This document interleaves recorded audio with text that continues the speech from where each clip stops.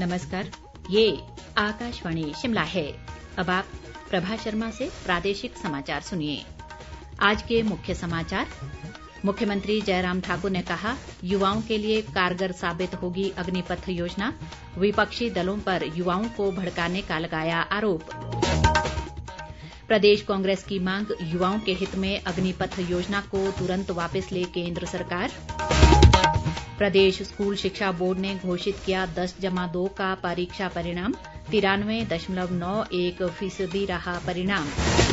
और शिक्षा विभाग ने ग्रीष्मकालीन अवकाश वाले स्कूलों के लिए जारी किया छुट्टियों का कार्यक्रम, 21 जून से 28 जुलाई तक रहेगा अवकाश। अब समाचार विस्तार से।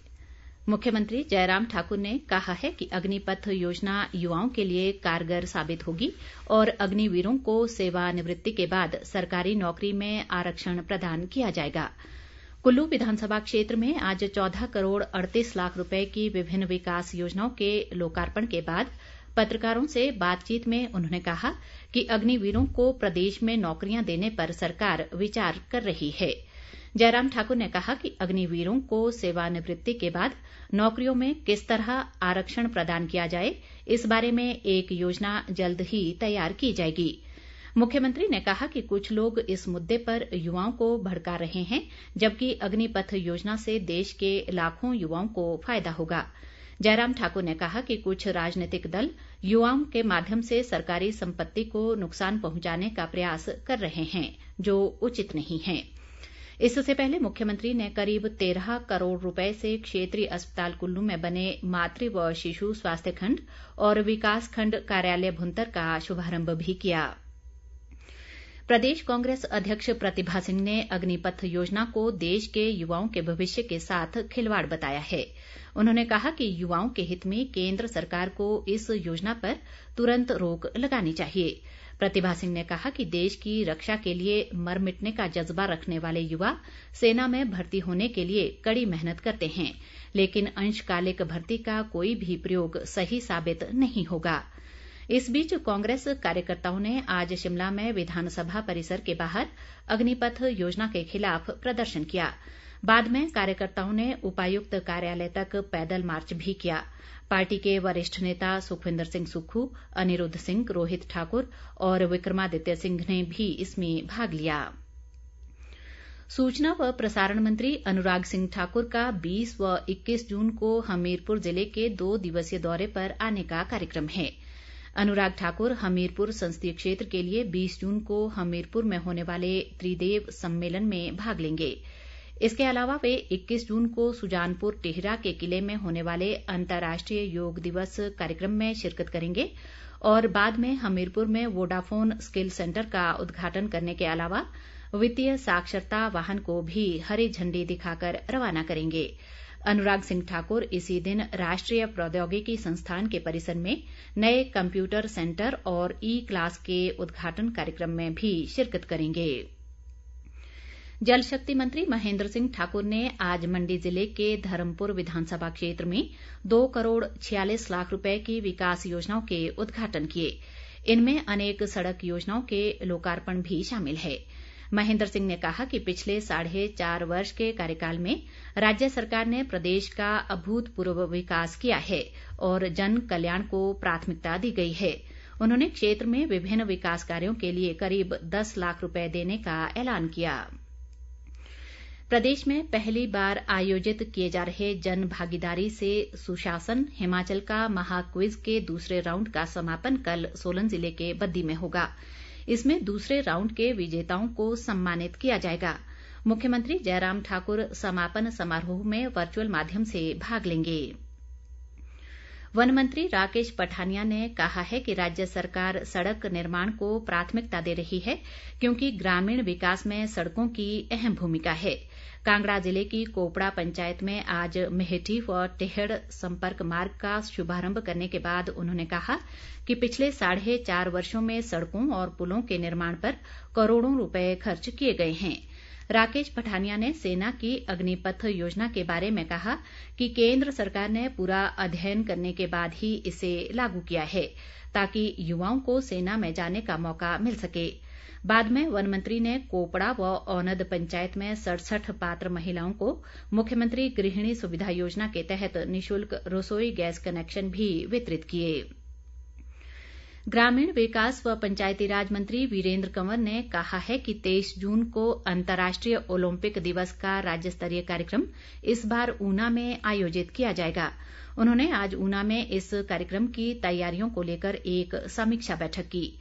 वीरेंद्र कंवर ने कहा कि इस मौके पर ओलंपिक दौड़ का आयोजन भी किया जाएगा, जिसमें स्कूली बच्चों के अलावा अन्य खिलाड़ी भी भाग लेंगे।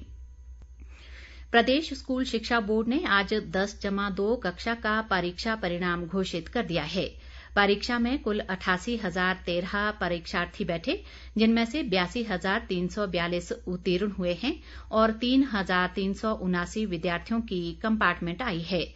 परीक्षा परिणाम 93.91% रहा।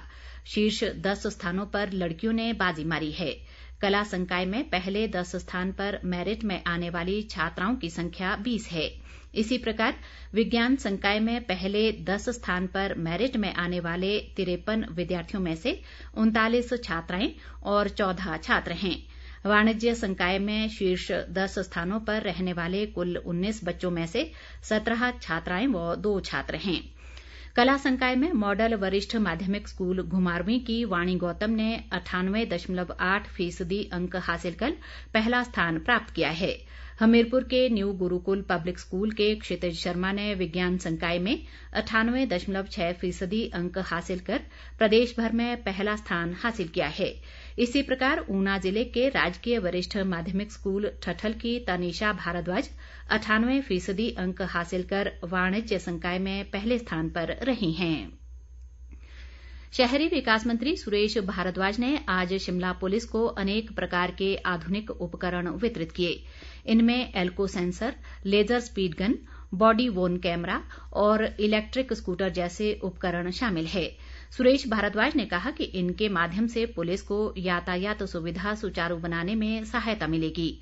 शहरी विकास मंत्री ने पुलिस को इन उपकरणों के माध्यम से शहर में यातायात व्यवस्था सुचारू बनाए रखने के निर्देश दिए।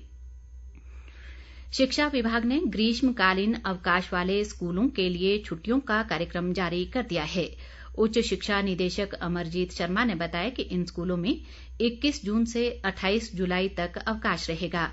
इसके अलावा दीपावली के दौरान 4 दिन और लोहड़ी के अवसर पर 6 दिन का अवकाश होगा।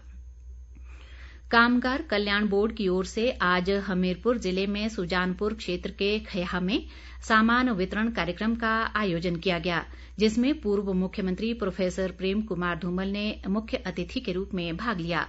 उन्होंने केंद्र व राज्य सरकार की ओर से मिलने वाली आवश्यक वस्तुएं पंजीकृत मजदूरों व उनके परिजनों को वितरित की। धूमल ने कहा कि सरकार की ओर से मजदूरों को इंडक्शन चूल्हा, सोलर लाइट और वॉशिंग मशीन जैसी वस्तुएं उपलब्ध करवाई जा रही हैं। प्रदेश कांग्रेस घोषणा पत्र समिति की बैठक आज शिमला में हुई। इसकी अध्यक्षता समिति के अध्यक्ष धनीराम शांडिल ने की।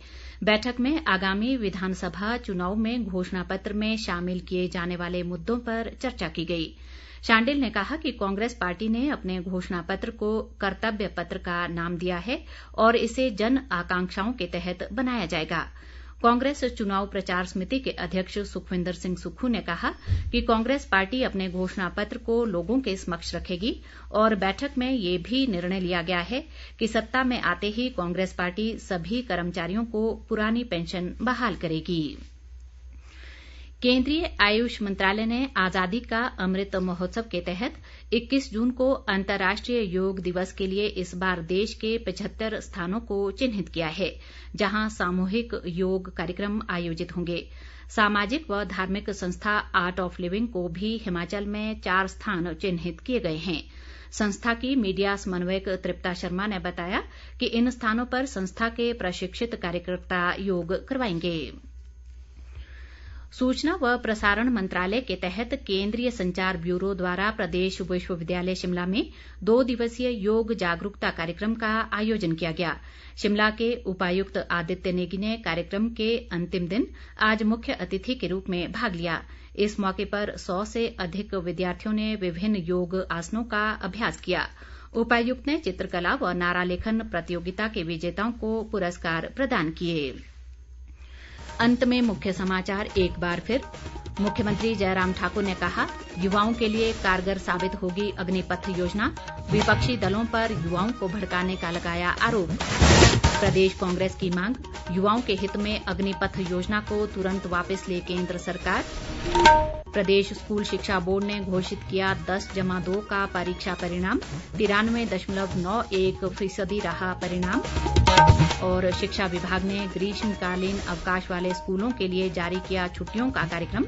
21 जून से 28 जुलाई तक रहेगा अवकाश। इसी के साथ ये समाचार बुलेटिन समाप्त हुआ। नमस्कार।